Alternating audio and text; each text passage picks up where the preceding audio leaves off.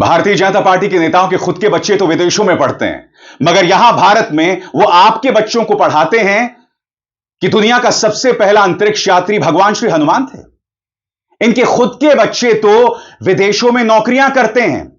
इनके खुद के बच्चे अमेरिकी नागरिक हैं। भाजपा का यह विवादास्पद प्रवक्ता अजय आलोक, इनके दोनों बच्चे अमेरिकी नागरिक हैं, मगर यहां प्राइम टाइम में जहर उगलना, देश की जनता और देश के युवाओं को यह सिखाना कि देश के गद्दारों को गोली मारो। आज ये कार्यक्रम मैं आपके सामने क्यों लेकर आया हूं दोस्तों? आपकी स्क्रीन पर यह हैं सांसद अनुराग ठाकुर। ये पूर्व वित्त राज्य मंत्री रह चुके हैं। इनका एक बयान सामने आया है। सामने बच्चे बैठे हुए हैं और वो बच्चों से कह रहे हैं, क्या आप जानते हैं कि दुनिया का पहला अंतरिक्ष यात्री कौन था? बच्चे उसका जवाब देते हैं, नील आर्मस्ट्रांग। उस वक्त मुझे लगा कि अनुराग ठाकुर बच्चों की भूल सुधार करेंगे और कहेंगे कि नहीं, पहले अंतरिक्ष यात्री थे यूरी गैगरिन, पूर्व सोवियत यूनियन के यूरी गैगरिन, जो 1961 में अंतरिक्ष में गए थे। मगर नहीं, वो ये कहते हैं कि पहले अंतरिक्ष यात्री थे भगवान श्री हनुमान। उन्होंने आगे ये भी कहा कि मैं प्रधानाचार्य महोदय से और टीचर से कहना चाहता हूं कि सिर्फ किताबों पर आश्रित ना हो, हमारे धार्मिक ग्रंथों पर भी ध्यान दें। मैं फिर सवाल पूछना चाहता हूं। इंटरनेट पर एक तस्वीर वायरल हो रही है जिसमें अनुराग ठाकुर अपने बच्चे के साथ हैं और पीछे जो पृष्ठभूमि है वो शायद लंदन की है। इंटरनेट पर यह खबरें वायरल हैं कि अनुराग ठाकुर के अपने जो साहिबजादे हैं, यानी कि उनके अपने बेटे, वो लंदन या अमेरिका कहीं पढ़ाई करते हैं। ये और इनके बच्चे बेहतरीन स्कूल्स में पढ़ाई करते हैं, मगर ये आपके बच्चों को क्या पढ़ा रहे हैं कि पहले अंतरिक्ष यात्री थे भगवान श्री हनुमान। मैं फिर आपसे सवाल पूछना चाहता हूं, अगर आपका बच्चा किसी अंतर्राष्ट्रीय मंच पर जाता है और यह जवाब देता है, तो क्या इससे देश का मान सम्मान बढ़ेगा? क्या यह एक वैज्ञानिक तर्क है? मैं जानता हूं कि यहां पर अनुराग ठाकुर क्या करने की कोशिश कर रहे हैं। उन्होंने जानबूझकर यह बयान अपने ट्विटर हैंडल पर डाला है। क्यों? क्योंकि वो चाहते हैं इस पर बहस हो।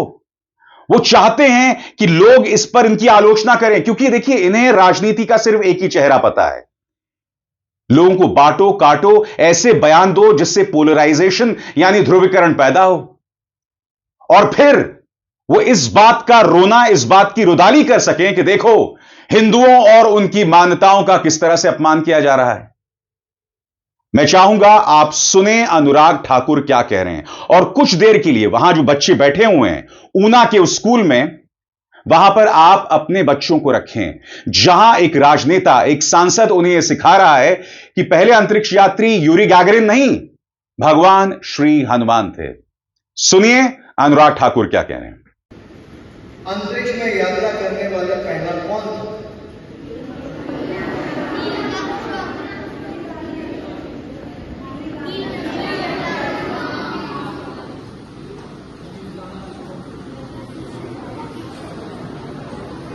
मुझे तो लगता है हनुमान जी थे,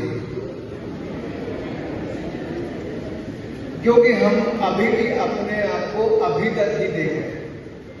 हम अपने हजारों वर्ष पुरानी परंपरा, ज्ञान, संस्कृति, जब तक हमें उसका ज्ञान नहीं होगा तो जो अंग्रेजों ने दिखाया हम वहीं तक सीमित होकर रह जाएंगे।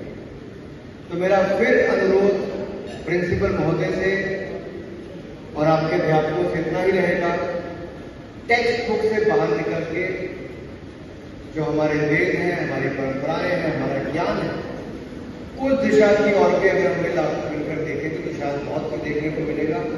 आपके पीछे एग्जीबिशन बहुत अच्छी बनी है। जिन विद्यार्थियों ने एग्जीबिशन को बनाया उनको मेरी ओर से बहुत बहुत बधाई और शुभकामनाएं। अगर ये बात अनुराग ठाकुर ने मजाक से कही होती या फिर ये कहते कि भाई एक धार्मिक मान्यता है हमारी, तो मैं बात समझ सकता था।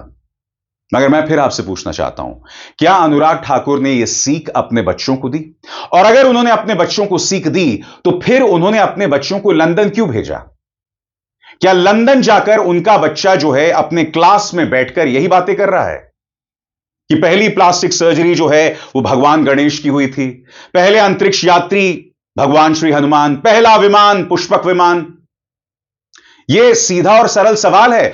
मैं जानता हूं, मैं जब यह बात कह रहा हूं तो आप में से कई लोग कमेंट सेक्शन में आकर गालियां देंगे, क्योंकि भारतीय जनता पार्टी का प्रचार तंत्र मेरे इस कार्यक्रम को धर्म विरोधी बता देगा, हिंदू धर्म विरोधी। मगर मैं आपसे सवाल पूछना चाहता हूं, मैं भी धार्मिक हूं, मगर इसका मतलब यह नहीं कि मैंने कॉमन सेंस को त्याग दिया है।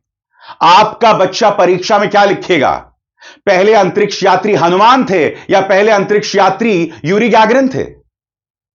यह सवाल किया जाएगा ना, क्योंकि ये लोग क्यों कर रहे हैं? ये लोग बात सिर्फ राजनीति के लिए कर रहे हैं। इन्हें आपके बच्चों की परवाह नहीं है, इन्हें अपने बच्चों की परवाह है, बखूबी परवाह है।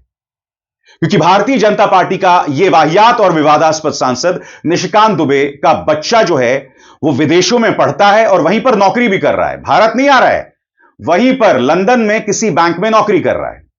अजय आलोक, इनके दोनों बच्चों का जन्म अमेरिका में हुआ और आप जानते हैं अमेरिका के कानून कहता है कि अगर आपके बच्चों का जन्म अमेरिका में हो गया तो फिर आप अमेरिकी नागरिक बन जाते हैं, जिसे ट्रंप ने बदल दिया है। मगर आप गौर कीजिए, यही अजय आलोक प्राइम टाइम में देशभक्ति, राष्ट्रभक्ति, इस पर विपक्ष पर निशाना साधता है और इसके अपने दोनों बच्चे अमेरिकी नागरिक हैं। शिवराज सिंह चौहान, इनके बच्चे भी विदेश में हैं।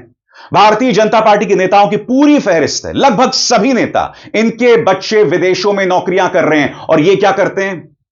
चुनावी सभाओं में आते हैं और कौन से नारे लगवाते हैं आपसे? कौन से नारे लगवाते हैं? अनुराग ठाकुर ने कौन से नारे लगवाए थे? मैं अनुराग ठाकुर के उस अनसाइंटिफिक बयान को इग्नोर कर देता।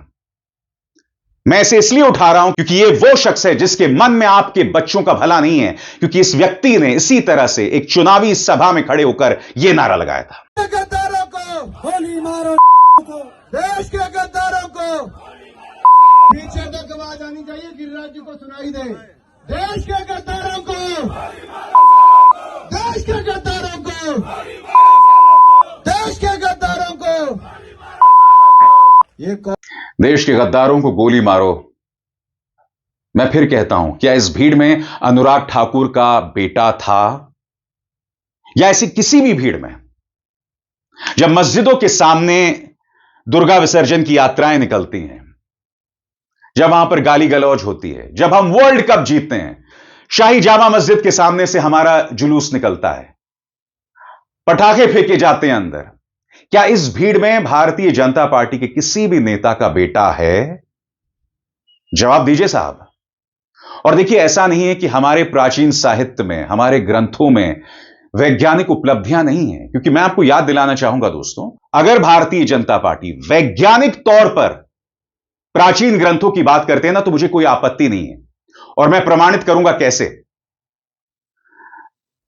मैं आपको याद दिलाना चाहूंगा कि प्रधानमंत्री नरेंद्र मोदी ने किस तरह के अनसाइंटिफिक बयान दिए। याद कीजिएगा, प्रधानमंत्री ने क्या कहा था कि पहली प्लास्टिक सर्जरी भगवान श्री गणेश पर हुई थी, क्योंकि एक बच्चे के धड़ पर एक हाथी का सिर, एक बेबी एलिफेंट का सिर रख दिया गया था और प्रधानमंत्री नरेंद्र मोदी ने इसे प्लास्टिक सर्जरी का प्रमाण बताया था।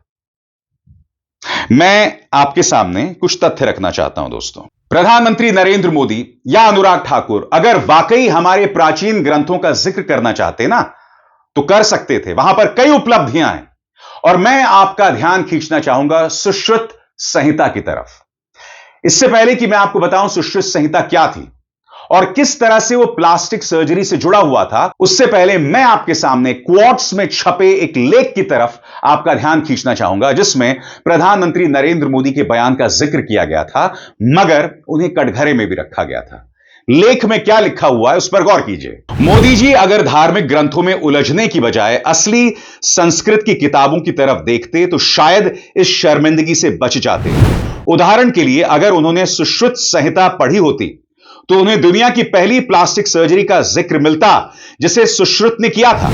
इसमें लिखा है कि कैसे करीब 600 ईसा पूर्व गाल के त्वचा से काटकर नाक पर जोड़कर सर्जरी की जाती थी। सुश्रुत ने साफ लिखा है कि जीवित त्वचा का फ्लैप गाल से काटकर नाक पर लगाया जा सकता है और फिर उसे मुलेठी और चंदन से ठीक किया जाता है। यूरोपियन लोगों ने तो 19वीं सदी तक नाक की सर्जरी यानी राइनोप्लास्टी को पूरी तरह परफेक्ट नहीं कर पाए थे। और आगे बढ़ने से पहले एक जरूरी संदेश, मेरे कार्यक्रमों के लिए आप नोटिफिकेशन का इंतजार मत कीजिए, मेरे चैनल में जाइए और खुद जाकर कार्यक्रम देखिए और रहिए अपडेटेड। और हां, ज्वाइन कीजिए मेरा चैनल, देखिए यह जरूरी संदेश। स्वतंत्र और आजाद पत्रकारिता का समर्थन कीजिए, सच में मेरा साथी बनिए। बहुत आसान है दोस्तों, इस ज्वाइन बटन को दबाइए और आपके सामने आएंगे ये 3 विकल्प, इनमें से एक चुनिए और सच के इस सफर में मेरा साथी बनिए। मगर सुश्रुत संहिता में जिक्र है प्लास्टिक सर्जरी का। प्रधानमंत्री नरेंद्र मोदी, अनुराग ठाकुर सुश्रुत संहिता का जिक्र कर सकते थे, मगर सुश्रुत संहिता का जिक्र करके इन्हें वोट नहीं मिलेगा। इन्हें वोट कैसे मिलेगा? जब ये लोग हमारे भगवान श्री राम के नाम पर राजनीति करेंगे, जब ये लोग भगवान गणेश को प्लास्टिक सर्जरी से जोड़ेंगे या भगवान श्री हनुमान को पहला अंतरिक्ष यात्री बताएंगे, क्योंकि ये तमाम बातें लोक लुभावन है। गणेश, श्री राम, हनुमान, ये सब हमारे धार्मिक प्रतीक हैं। मगर दोस्तों, अब तक क्या हो रहा था? 2014 से पहले क्या हो रहा था? 2014 से पहले हमारी धार्मिक मान्यताएं थी और हमारी वैज्ञानिक मान्यताएं थी। हम इन दोनों को नहीं मिलाते थे, मगर अब भारतीय जनता पार्टी के नेता ऐसा करने लगे हैं और इसका नुकसान हमारे बच्चों को हो रहा है। मुझ पर नाराज होने से नहीं होगा, अपने बच्चों की तरफ देखो। भाजपा के नेता 2 तरह की चीजें कर रहे हैं, एक तो जहर उगल रहे हैं समाज में और फिर इस तरह की भ्रामक बातें सिखा रहे हैं। जैसे मैंने कहा दोस्तों, अगर प्रधानमंत्री चाहते तो सुश्रुत संहिता का जिक्र कर सकते थे। और आप में से जो लोग नहीं जानते सुश्रुत संहिता क्या है, मैं बहुत ही सरल अंदाज में आपको बता रहा हूं। मुझे गर्व है अपने प्राचीन ग्रंथों पर कि किस तरह से प्लास्टिक सर्जरी का जिक्र है सुश्रुत संहिता में। गौर फरमाया जाए, सुश्रुत संहिता प्राचीन भारत का एक बहुत ही महत्वपूर्ण आयुर्वेदिक ग्रंथ है। इसे आयुर्वेद के महान आचार्य सुश्रुत ने लिखा है। इसकी मुख्य बातें क्या है? यह ग्रंथ लगभग 600 ईसा पूर्व लिखा गया है। इसमें आयुर्वेद की विशेषकर शल्य चिकित्सा यानी सर्जरी की विस्तार से जानकारी दी गई है। सुश्रुत को अक्सर शल्य चिकित्सा का जनक यानी फादर ऑफ सर्जरी कहा जाता है। इसमें 300 से ज्यादा ऑपरेशन, 120 तरह के औजारों और अलग अलग सर्जिकल तकनीकों का जिक्र मिलता है।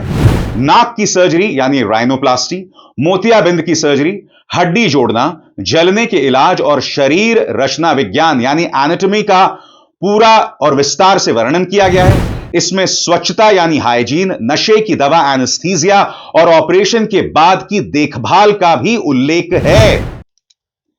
तो जैसे मैंने कहा ना, भारतीय जनता पार्टी नेता चाहते तो हमारे ग्रंथों में इन जो तमाम चीजों का जिक्र है वो कर सकते थे, मगर नहीं। वो लोग आपको भ्रमित करेंगे, क्योंकि हनुमान का नाम लेने से, गणेश का नाम लेने से लोगों के अंदर एक भावना जागती है, क्योंकि आप और हम इनकी पूजा करते हैं। मैं फिर आपसे पूछना चाहता हूं, आप में से जो लोग मेरी इन बातों से नाराज हैं, आपका बच्चा अगर परीक्षा में जाकर लिखेगा अनुराग ठाकुर से सीखकर कि दुनिया के जो पहले अंतरिक्ष यात्री यूरी गैगरिन नहीं हनुमान थे, तो कैसा महसूस करेंगे आप बताइए? क्या उसे 10 आउट ऑफ 10 मिलेंगे? 100 आउट ऑफ 100 मिलेंगे? नहीं, एक बहुत बड़ा शून्य मिलेगा। जागिए, होश में आइए, गौर कीजिए कि आपके बच्चों का भला कौन चाहता है। जो इस तरह की भ्रामक बातें करने वालों को कटघरे में रखे, उन्हें आईना दिखाए, यानी कि अभिसार शर्मा या वो अनुराग ठाकुर जो एक स्कूल में जाकर एक भ्रामक बातें कर रहा है, जो अपने आप में कितनी बड़ी त्रासदी है। बात समझ में आई? बताइए, बात समझ में आई कि नहीं आई?